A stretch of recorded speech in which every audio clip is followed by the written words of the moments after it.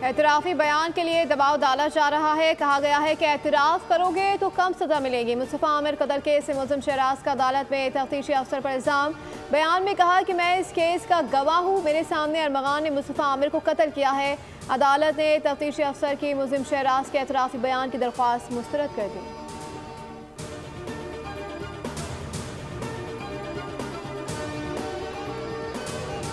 Bail out package के तहत $1 अरब की अगली किस्त पर मुज़ाकरात के लिए IMF का जायज़ा मिशन इस्लामाबाद पहुँच गया। IMF वक्त आइंदा माली साल 2025-26 के बजट के लिए तजवीज़ भी देगा।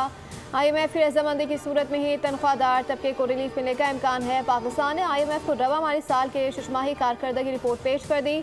IMF को प्रॉपर्टी सेक्टर पर टैक्सेस से मुतालिक आगाह किया गया।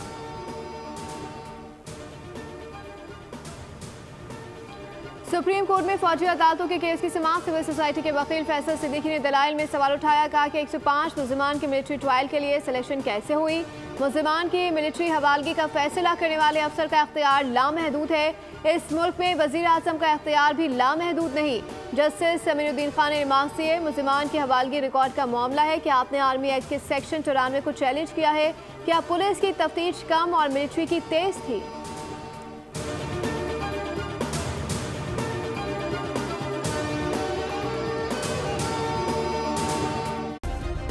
सब्सक्राइब करें और बेल दबाएं ताकि कोई खबर रह न जाए।